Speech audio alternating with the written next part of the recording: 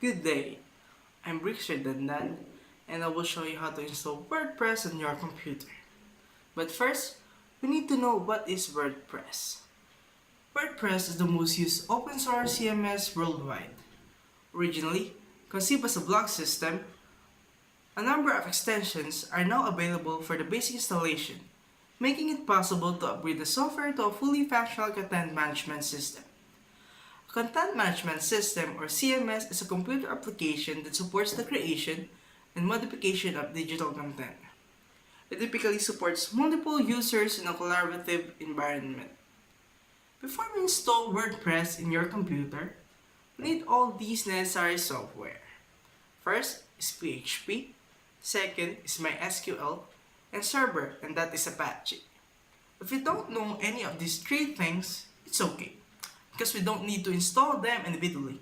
In fact, there are many packages that take all three and install it together, and it's easy for everyone to install them on your computer. If your computer is running on a Windows, go ahead and perform a web search for WAMP and XAMPP. If your computer is running on a Mac, go ahead and perform a web search for MAP. Now, you can pause this video to perform a web search, download the software, install the software. There should be an on-screen instruction for the process, and once the process is installed, go back and unpause this video. Okay, now, I assume that you've already installed SAMP, WAMP, or MAP, and now you are ready to carry on. So the next step is to create a database. So make sure that the program you just downloaded has been launched and it's open and running. And then what we're looking for is something called phpMyAdmin. There should be a new icon that represents the software, but when you first launch the software, it should open up a new screen, and we're looking for Start Page. Open it on your web browser, just look around for some option or start screen and look for the phrase phpMyAdmin. Once you've clicked the phpMyAdmin, a browser will open up, and it will look something like this. Our task is very simple. Click this database tab, and it said create new database. You can enter name everything you want, and I name it WP database. And that's it, the step is complete. The next step is download WordPress on wordpress.org and follow the download buttons to download the latest zip file of WordPress. So once you finish downloading WordPress, go click and extract the file, and a folder will come up named WordPress. Our next task is to move our folder out of the download folder into a specified folder that was created just a few moments ago by WAMP, SAMP, and MAP. And whichever package you chose, this folder is referred as localhost directory, and it will be usually named as htdocs or public HTML or www. Go and look for C folder if you are using Windows, or some of your application folder if you are using a Mac.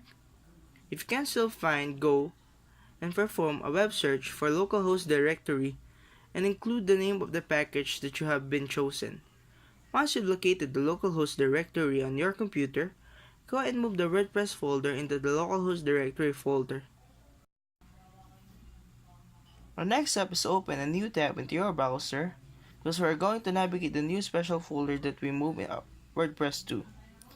If you're having trouble what URL it might be on your machine, go and perform a web search for localhost URL and include the name of the package you have been downloaded. This screen simply output the list of folder into the localhost directory. Go ahead and click WordPress. The next step is create a WordPress config file. Go ahead and click create a configuration file and click the button let's go. The screen is where we give WordPress access to the database we've created just a few moments ago. First, put the database name you have chosen just a few moments ago. The database username was root. In the password field, you can leave this blank or type root, and it depends on the package that you install. In my case, the password was 12345. This must be a local host. For instance, you can name it or you can leave it WP underscore. And simply click submit. If you see this screen, this means WordPress can communicate with database that we set up and click Run and Install. In this page, this is self-explanatory. You simply provide a name for your website and provide the username, password, and your email and install WordPress. Next, you will see a screen says Success. Quick note, I chose admin as my username, and if this was on an actual web host instead on your local machine, I recommend not choosing admin because it was so predictable. Because it's on your local machine, security is not at the highest concern. It is an actual facing website, so it's fine. And go ahead and click Login. And once you've entered your username and password, you're done. We're complete. Congratulations!